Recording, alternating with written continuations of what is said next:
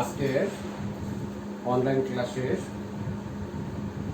পক্ষ থেকে তুলিমিয়া সরকারি কলেজের 2020-21 শিক্ষাবর্ষের প্রথম বর্ষের ছাত্রছাত্রীদের স্বাগত। আজকে আমি যে অধ্যায়টা শুরু করছি সেটা হলো পঞ্চম অধ্যায়, কোম্পানি সংগঠন। আজকের আমার আলোচনার বিষয় হলো যে গুরুত্বের ভিত্তিতে আমি যেটা চিন্তা করেছি সেটা হলো যে আমি প্রথম প্রকারভেদ আলোচনা করব। প্রকারভেদের আলোচনা করার পূর্বে আমি ছাত্রছাত্রীদের উদ্দেশ্য বলছি প্রকারভেদ কেন গুরুত্বপূর্ণ, কারণ এখান থেকে জ্ঞানমূলক এবং অনুধাবন কোশ্চেন আসতে পারে। আবার প্রয়োগও আসতে পারে যে জনাব হাসান এবং তার বন্ধুদের, এমন যদি কোশ্চেন আছে যে জনাব হাসান এবং তার বন্ধুদের যে ক্লাসটা আছে, যে সংগঠনটি করেছে এটা কোন ধরনের কোম্পানির সংগঠন, তাহলে সেই ক্ষেত্রে এটার পরিপূর্ণ জ্ঞান না থাকলে ছাত্রদের পক্ষে কোশ্চেনের উত্তর দেওয়া সম্ভব নয়। এই কারণে অতি সংক্ষিপ্তভাবে আমি কোম্পানি সংগঠনের শ্রেণীবিভাগ আজকে আলোচনা করবো। 15 মিনিট, ক্লাসটা 15 থেকে 16 মিনিট হবে। যাক, আমি শুরু করেছি ক্লাসটা। এখন আমি আলোচনা করব যে অংশীদারি কোম্পানি সংগঠন, কোম্পানি সংগঠনের শ্রেণীবিভাগ। তো এখন আমরা ব্যবসা জগতের যদি প্রথম দিকে দেখি, ব্যবসা জগতের বিপুল পরিবর্তনের প্রেক্ষিতে এক মালিকানা এবং অংশীদারি ব্যবসায়ের সীমাবদ্ধতার কারণে নতুন একটি ব্যবসা সংগঠনের উদ্ভব হওয়ার সম্ভাবনা দেখা দেয়। আর সেই সম্ভাবনা থেকে আমাদের পৃথিবীতে যেটা আসছে সারা ওয়ার্ল্ডে, সেটা হলো কোম্পানি সংগঠন। কোম্পানি সংগঠন মূলত বৃহদায়তন সংগঠন, যেটা কিন্তু বৃহৎ পরিসরে বৃহৎ লক্ষ্যকে সামনে রেখে গঠিত এবং প্রতিষ্ঠিত হয়ে থাকে। অংশীদারি সংগঠন হলো এমন একটি সংগঠন যেখানে সদস্য সংখ্যা ন্যূনতম 2 থেকে 7 জন এবং সর্বোচ্চ 50 জন এবং স্মারকলিপিতে উল্লিখিত শেয়ার মূল্য দ্বারা বা শেয়ারের সংখ্যা দ্বারা সীমাবদ্ধ থাকে, এবং যেখানকার যে সংগঠনের শেয়ার অবাধে হস্তান্তর করা যায় তাকে কি বলা হয়ে থাকে, কোম্পানি সংগঠন বলা থাকে। আবার একটা আছে 2 জন, যেটা বললাম 2 জনের 50 জন হলো প্রাইভেট লিমিটেড কোম্পানি।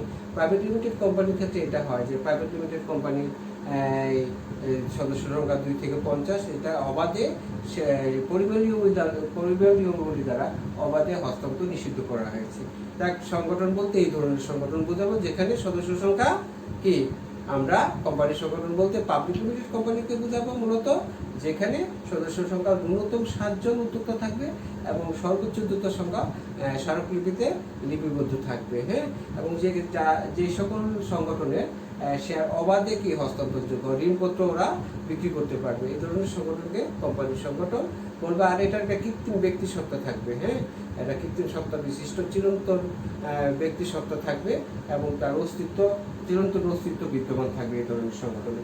যাক, এখন আমরা আলোচনা করব কোম্পানি সংগঠনের শ্রেণীবিভাগ। আমরা মূলত এখানে 5 ভাগে ভাগ করেছি।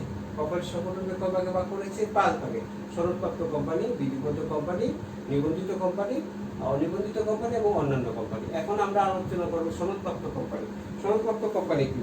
1844 সালে পৃথিবীতে সর্বপ্রথম কোম্পানি আইন চালু করা হয়, অর্থাৎ ব্রিটিশ তৎকালীন গ্রেট ব্রিটেনে।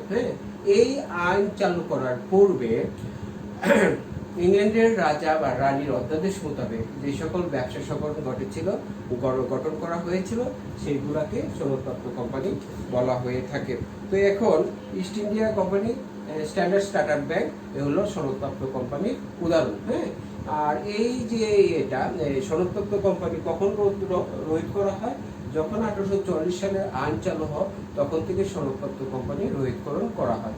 এখন এরপর থেকে সনদপ্রাপ্ত কোম্পানি সনদ আর কি দেয় নাই, ইংল্যান্ডের রাজা বা রানী প্রতিষ্ঠানের জন্য সনদ দেয় না, যেহেতু 1844 সালে কোম্পানি আইন চালু হয়েছিল।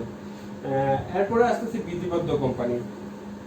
যে সকল কোম্পানি আইনসভা বা জাতীয় সংসদ অথবা রাষ্ট্রপতির বিশেষ অধ্যাদেশ মোতাবেক গঠিত ও পরিচালিত হয়ে থাকে এবং মূলত তারা দেশের গুরুত্বপূর্ণ অর্থনৈতিক এবং জনকল্যাণমূলক কার্য সাধনের উদ্দেশ্যে গঠিত হয়ে থাকে, সেই সকল কোম্পানিকে বলা হবে বিধিবদ্ধ কোম্পানি। যেমন বাংলাদেশে ওয়াসা, বিআরটিএ, এগুলো হলো কি বিধিবদ্ধ কোম্পানি। এখন তৃতীয় যে ইয়েটা আসছে সেটা হলো নিবন্ধিত কোম্পানি। নিবন্ধিত কোম্পানি কি? যেসব কোম্পানি দেশে বহাল কোম্পানি আইন অনুযায়ী গঠিত এবং কোম্পানি নিবন্ধকের অফিসে নিবন্ধন করা হয়, সেই সকল কোম্পানিকে নিবন্ধিত কোম্পানি বলা হয়ে থাকে। তো এখন নিবন্ধিত কোম্পানি সম্পর্কে যেটা আলোচনা করব, নিবন্ধিত কোম্পানিকে কয় ভাগে ভাগ করা যায়? দুই ভাগে ভাগ করা, সসীম দায় সম্পন্ন কোম্পানি এবং অসীম দায় সম্পন্ন কোম্পানি। সসীম দায় সম্পন্ন কোম্পানি বলতে কি? যে সকল নিবন্ধিত কোম্পানির শেয়ারের দায় সসীম অর্থাৎ আবার বলি অসীম দায় সম্পন্ন কোম্পানি এবং অসীম দায় সম্পন্ন কোম্পানি। আচ্ছা, এখানে আগে এটা হবে, আমি মিস্টেক করতেছি, এটা অসীম দায় সম্পন্ন কোম্পানিটা হবে এখানে, আর সসীম দায় কোম্পানিটা হবে এখানে আগে পরে দেওয়া হয়েছে। হ্যাঁ, এটা ছাত্রকে খেয়াল করো, এটা হবে এখানে, এটা হবে এখানে। তাহলে আসো, সসীম দায় সম্পন্ন কোম্পানি কি? যেসব কোম্পানির শেয়ার হোল্ডারের দায় সসীম, হ্যাঁ, অর্থাৎ সীমাবদ্ধ থাকবে, অর্থাৎ তাদের দায় নির্দিষ্ট শেয়ার মূল্য দ্বারা সীমাবদ্ধ থাকে, তাকে সসীম দায় সম্পন্ন কোম্পানি বলা হয়ে থাকে। আর অসীম দায় সম্পন্ন কোম্পানি হলো ওই কোম্পানি যে কোম্পানি কি হবে, যে কোম্পানির এই দায় অংশীদারদের দায় অসীম, অর্থাৎ এখানে কি আমাদের দায় কি হবে? অসীম হবে। হ্যাঁ, এই যে কোম্পানির দায় অসীম হবে, অর্থাৎ শেয়ারের মূল্য বাইরেও তাকে দায় বহন করতে হয়, সেই ধরনের কোম্পানিকে অসীম দায় সম্পন্ন কোম্পানি বলা হয়ে থাকে। সসীম দায় সম্পন্ন কোম্পানি দুই প্রকার। সসীম দায় কোম্পানিকে কয় ভাগে ভাগ করা যায়? দুই ভাগে ভাগ করা যায়।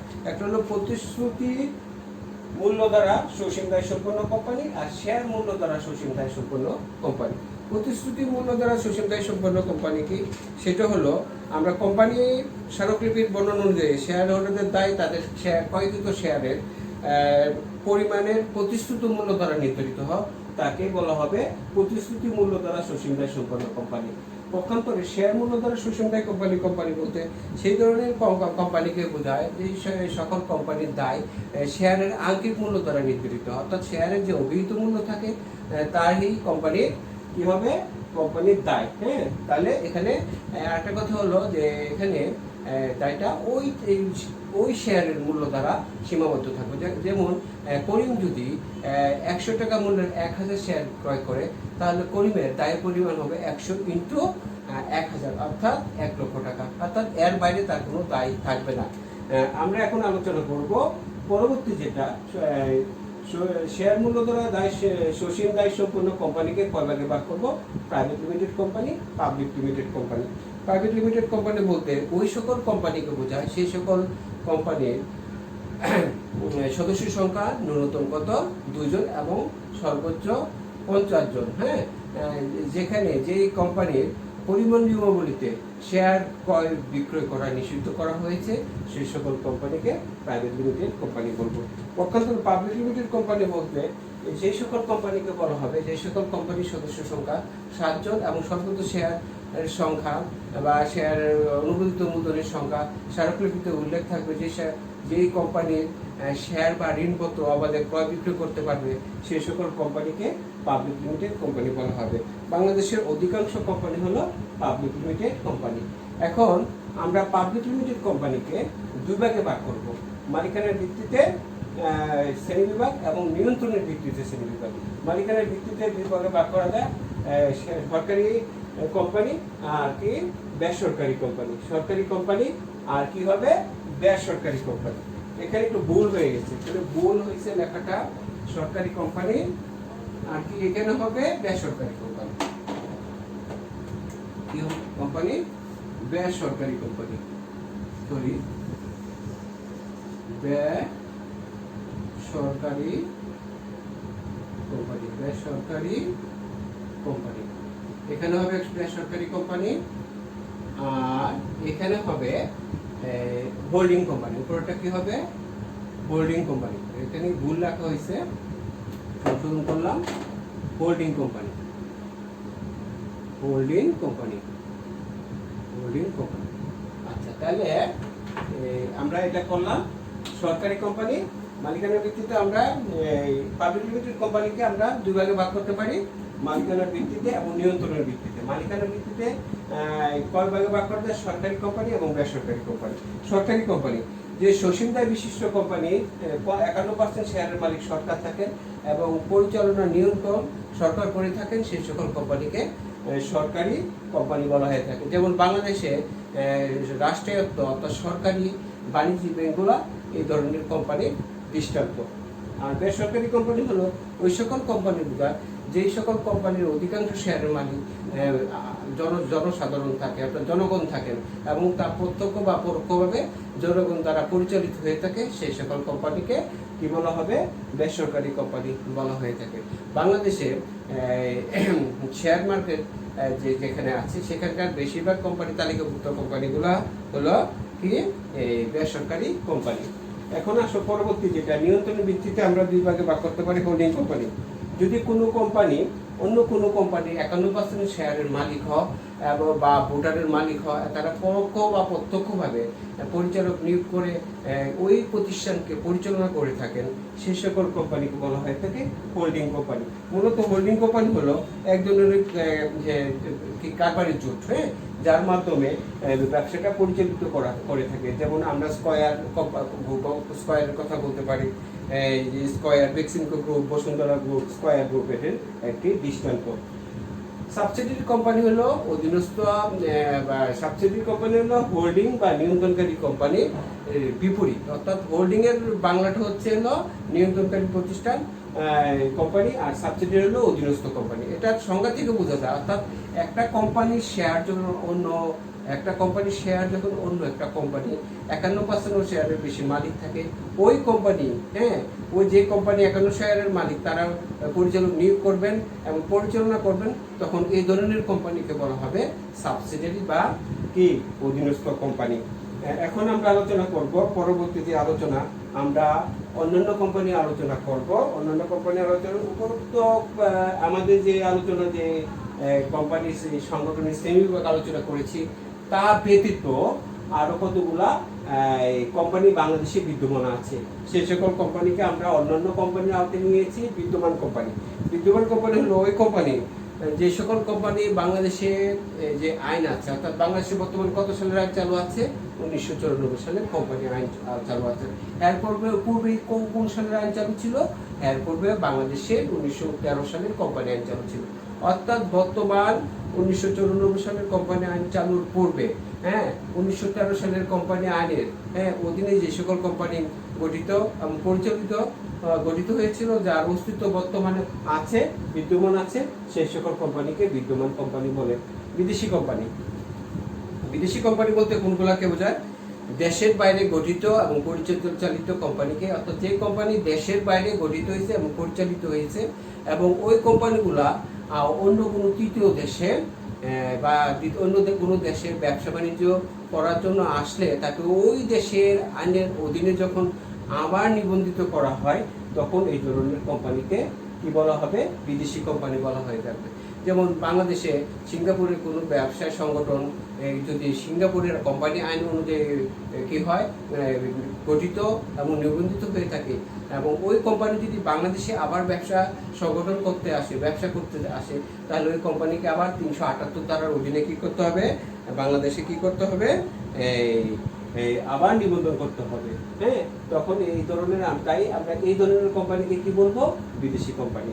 আচ্ছা, অব্যবসায়ী সংগঠন হলো যে কোম্পানি অর্জিত মুনাফা এবং সদস্যদের মধ্যে বিলি না করে, অর্থাৎ ওই প্রতিষ্ঠানের উন্নয়নে ব্যয় করে, এই সকল কোম্পানিকে অব্যবসায়ী সংগঠন বা প্রতিষ্ঠান বলা হয়ে থাকে। এই সকল প্রতিষ্ঠানের যদি হয়, অর্থাৎ সরকার যদি সন্তুষ্ট হয়ে কি করতে পারে? সীমাবদ্ধ দায় সম্পন্ন কি কোম্পানি হিসেবে কি করতে পারে? নিবন্ধন করতে পারে। এই কোম্পানি মূলত তাদের অর্জিত মুনাফা নিজেদের উন্নয়নে ব্যয় করে থাকে। বাংলাদেশে এই ধরনের অনেক দাতব্য চিকিৎসালয় আছে, যারা এই ধরনের কোম্পানির উদাহরণ হিসেবে আমি দেখতে পাই। আচ্ছা, বিশেষ কোম্পানি হলো এমন এক ধরনের কোম্পানি যা কোম্পানি আইনে গঠিত ও নিবন্ধিত হলেও ওই প্রতিষ্ঠানগুলো তার দৈনন্দিন কার্য সম্পাদনের জন্য তাদের নিজস্ব আইন অনুযায়ী পরিচালিত হয়ে থাকে। এই সকল কোম্পানিকে কি বলা হবে? ওই সকল কোম্পানিকে বলা হবে বিশেষ কোম্পানি। যদি উদাহরণ দেই, বাংলাদেশে যেমন বীমা কোম্পানিগুলো আছে, ব্যাংকিং সেক্টরের বিভিন্ন ব্যাংকগুলো আছে, সেই বীমা কোম্পানি এবং ব্যাংকিং কোম্পানিগুলা অবশ্যই পাবলিক লিমিটেড কোম্পানি হিসেবে এগুলা নিবন্ধন করে। কোম্পানি আইন অনুযায়ী 1994 সালে কোম্পানি আইন অনুযায়ী নিবন্ধন করার পর ওরা যখন তাদের কার্যক্রম শুরু করে, তাদের নিজস্ব আইন অনুযায়ী ওরা পরিচালনা করে থাকে তাদের ব্যবসা সংগঠনকে। এই কারণে এই ধরনের প্রতিষ্ঠানকে বলা হবে বিশেষ কোম্পানি।